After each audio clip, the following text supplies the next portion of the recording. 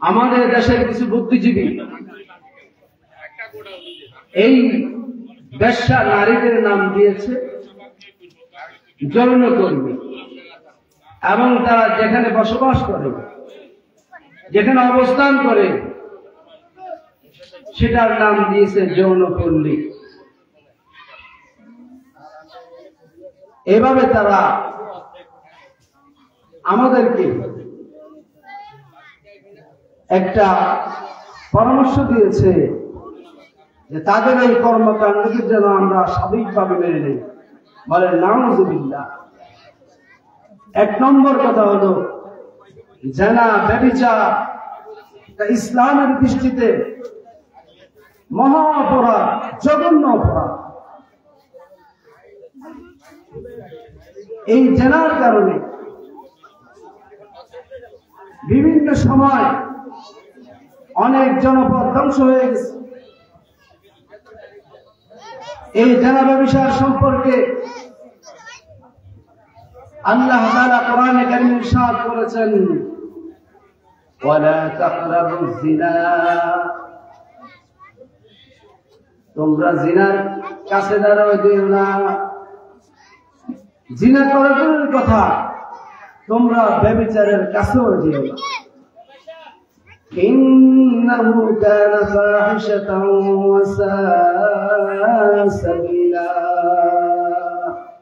নিশ্চয় জিনা, ব্যভিচার এটা অশ্লীলতা এবং এটা অত্যন্ত মন্দ, এক মহা মন্দ রাস্তা, এক মহা মন্দ পথ।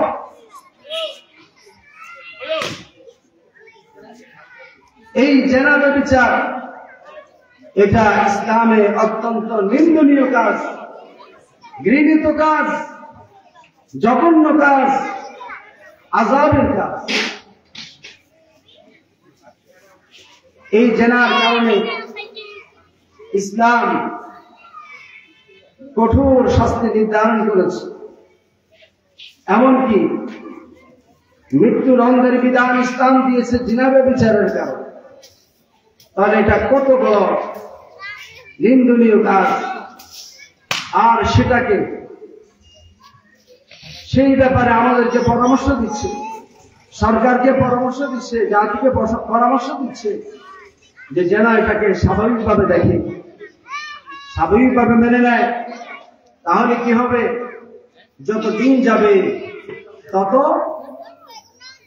সমাজে, রাষ্ট্রে এভাবে জিনা ব্যভিচার ছড়িয়ে পড়বে, এভাবে বেশ্যা নারীরা ছড়িয়ে পড়বে, যার ফলে জনপদ ধ্বংস হবে, জাতি ধ্বংস হবে, যুব সমাজ ধ্বংস হবে, যুবক যুবতী ধ্বংস হবে।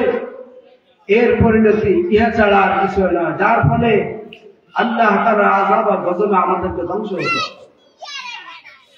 ইসলাম এই জিনা ব্যভিচারকে হারাম করেছে। কারণ এই পথ যদি খোলা হয়, ওই বেশ্যা নারীর, ইসলাম এই ব্যভিচারকে, এই জিনাকে হারাম করার অনেক কারণ রয়েছে।